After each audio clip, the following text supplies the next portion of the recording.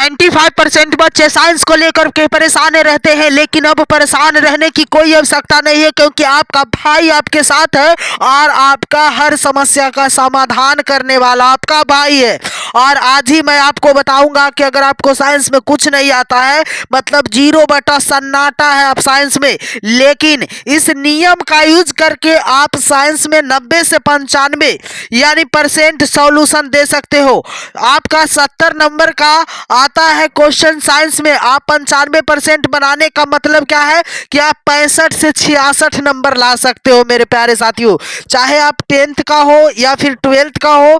8, 9, 10, 11, 12 कोई भी छात्र हो, अगर आपको साइंस का एग्जाम देना हो तो आप इस वीडियो को जरूर देखो, क्योंकि इस वीडियो में साइंस के लिए कुछ अद्भुत बातें बताए जाएंगे और जो कि 100% काम करते आया है मेरे प्यारे साथियों, और 100% काम भी करेगा, क्योंकि बराबर मैं एग्जामिनर से बात करता हूं तो एग्जामिनर बताते रहते हैं कि किस कारण से आपका नंबर काट लिए जाते हैं। तो आज मैं आपको वो चीजें बता दूंगा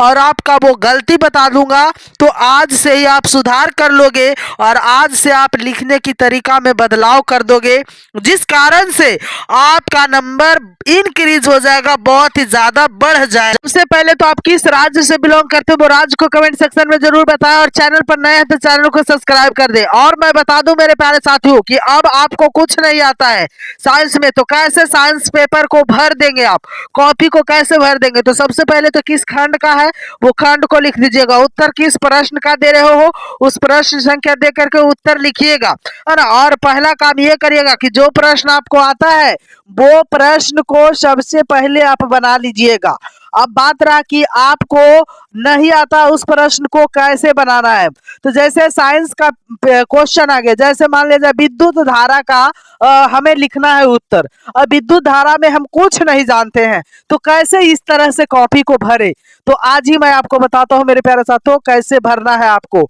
तो करना कुछ नहीं, विद्युत धारा आ गया ना, तो इसमें दो बात दिखाई दे रहा, एक तो विद्युत दिखाई दे रहा और एक धारा दिखाई दे रहा। तो बताओ विद्युत धारा का तो परिभाषा नहीं मालूम है, लेकिन क्या विद्युत का मालूम है?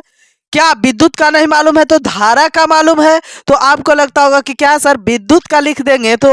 आंसर जब लिखा जाएगा तो मुझे नंबर मिल जाएगा, तो बिल्कुल आपको मिलेगा मेरे प्यारे साथियों। 100% तो नहीं मिलेगा, लेकिन 2 नंबर का क्वेश्चन है तो 1.5 नंबर जरूर मिलेगा, और 5 नंबर का क्वेश्चन है तो 4 नंबर जरूर मिलेगा, क्योंकि आपने उसी से रिलेटेड उत्तर दिया है, न कि अनाप शनाप दिया है। अगर आप उसी से रिलेटेड उत्तर दिया है तो एग्जामिनर का कोई अधिकार नहीं है पूरा अंक काटने का, यानी आपको कुछ न कुछ नंबर मिलेगा, इसलिए घबराने की कोई आवश्यकता नहीं मेरे प्यारे बच्चों, आपको पूरी नंबर मिलेगा। और अगर आप इस तरह का नियम लगाते हो तो आपका नंबर नहीं काटे जाएंगे और आप अच्छे अंक से उत्तीर्ण हो जाएंगे। अब बात के मतलब किसी छात्र को तो ऐसा है कि विद्युत और धारा ये दोनों में से किसी का उत्तर मालूम नहीं है, तो अब क्या करना होगा मेरे प्यारे साथियों, अब कुछ नहीं आपको करना होगा, अब जाना होगा ऑब्जेक्टिव पर, और ऑब्जेक्टिव में देखना है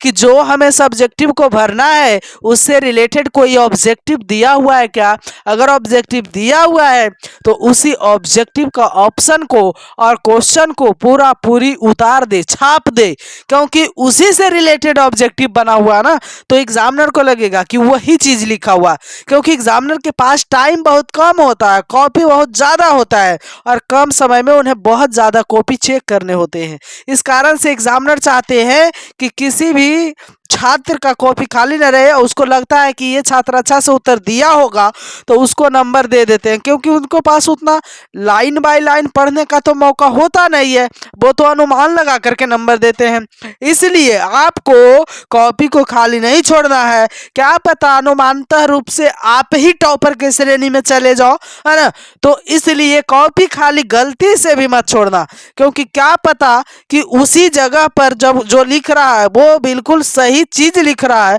और आपका भाग्य भी बदल सकता है उस चीज।